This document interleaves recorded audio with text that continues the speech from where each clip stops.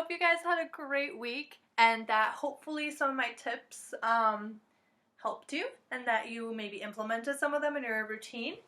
And today I'm going to continue talking about self-love. But first, coffee. Because everybody knows that especially during senior year and the last semester of college and all the projects and all the things I have to do, coffee is a miracle worker. So let's have a moment of silence for coffee. Bless, bless, bless, bless up. Views from the 6, man. Views from the 6. Okay, pinkies up. Yes, I do have a Capricorn cup because I am a Capricorn. However, I wouldn't really say that my personality is a Capricorn. Like, I would say my work ethic is, because I am disciplined and I am a wise woman. I am realistic, I'm patient, and it says workaholic, and that'll probably be another video, but I am a recovering workaholic, so we're gonna talk about that in the future. I know I'm really late to the game, but let me tell you something. I just recently got a coffee machine and it has really changed my life. I used to do it real old school Mediterranean, like when my grandparents would here. Like I would wake up to my grandpa like in a little pot, like he had his own little technique, like had a spoonful of sugar. Oh, mix the medicine, go down. Okay, anyway, Mary Poppins and shit, alright. But today I'm going to be talking about a few topics, but I will specifically be referring to writing and how it has helped me personally and how it could help hopefully you guys to express yourselves and to have a positive coping system. Pinkies up. What? I find often that sure we could talk and we could vent and things like that, but there's something special about journaling and just really talking to yourself. You could find a lot of answers, and I think that you could also connect a lot of the dots just by kind of journaling down or even maybe reading it again after like a few months have passed. I want to share with you guys something that I try to implement into my life, and it's pretty much writing letters to myself. Now, Nova, why would you write a letter to yourself? You know when often you see celebrities being asked like a popular interview question and it's pretty much like, what would you tell your younger self? Well, Nova, what would you tell yourself right now? So oftentimes I talk to myself or like I write to myself when it comes to referring to future to present tense. So I have a wise old woman in me, I like to call her. I call her je ne crois not, which means the woman who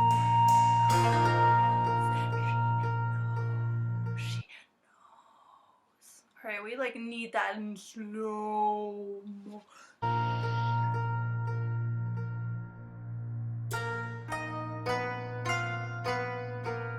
She has all the answers, alright? So, Nova, what in the world do I write to myself? Well, you could make it either a coming of age thing. So, for instance, you could do it during certain transitions in your life, like let's say you're about to graduate or you're entering your first semester of school, or you're trying something out of your comfort zone, or what else? Or let's say that you want to reflect on your year and say what you've learned and say what you still have to learn or say what you're proud of. Now, yes, these could be huge, sentimental. Go for 10 pages if you want to, please. Like, I'd be so proud of you. Or you could keep it nice and short and sweet, or it could be like a post-it on a mirror that you put up. Bottom line, it's reflective of your progress. So, for instance, I like to write like what I'm proud of myself for. Like, it doesn't have to be this big aha moment, like Oprah's about to give you her hand, like yes, like yes, it can be that, but it could also be like, you know what, Nova, I'm so proud of you that you raise your hand in the class where nobody raises their hand, or I'm so glad that you finally went to that new restaurant that you wanted to try out. It could be very simple things. It could be, just like I spoke about previously in the other video, it could be, I'm so proud of you because you went to movie theaters by yourself. Like, that's an accomplishment, and that's something that you definitely want to congratulate yourself on. So if you did that, congratulations. This is what I've learned this year. My little notebook, getting special. It says catfish because I interned for MTV, so they gave me this as part of our last day trivia. They're so sweet, and it's my little idea book. So I write a bunch of stuff in here. All right, it's my little go-to. For instance, you could also write, "Dear Nova, I've been struggling with this, and this is what I'm going to do about it. This is my game plan, and by the end of this year, I want to see this as a result." And then you read back on it. Now, let me recommend something. How is this different than journaling? It's not extremely different, but it takes a different kind of perspective in order to achieve your goals. So for instance, when you're journaling, it could be anything from venting to like expressing your happiness or things like that, things that you're grateful for. And that is superb. That is amazing. If you're journaling, keep that up. However, when you write yourself a letter, it's more of an action-based approach. And there's definitely some sort of accountability that you take in regards to writing directly to yourself.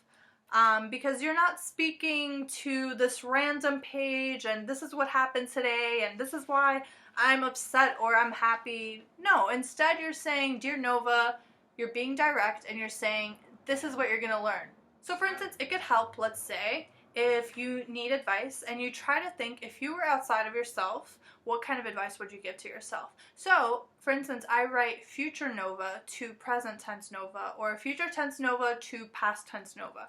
So this kind of perspective not only brings about certain kinds of revelations prior to them happening, but you kind of beat it straight to the bullet. Like, you could set the difference between your doubts, your fears, your insecurities versus what is reality. Because as we all know, everything's just perception.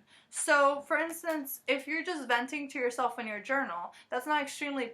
Yes, it is productive as a coping mechanism, but it's not productive in as nothing is going to get done.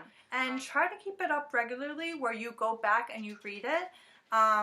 And you could even add little updates, and you could add more sections where you're like, "Oh, I'm proud of myself because I took this first step. I'm not here yet, but, you know, dear Nova, I'm proud of you because I took initiative this one day. And I know maybe in a month I'll be ready for this next step." So it helps to have these kind of empowering monologues with yourself. And you don't have to stick only to the page. For instance, you could bring in a mirror.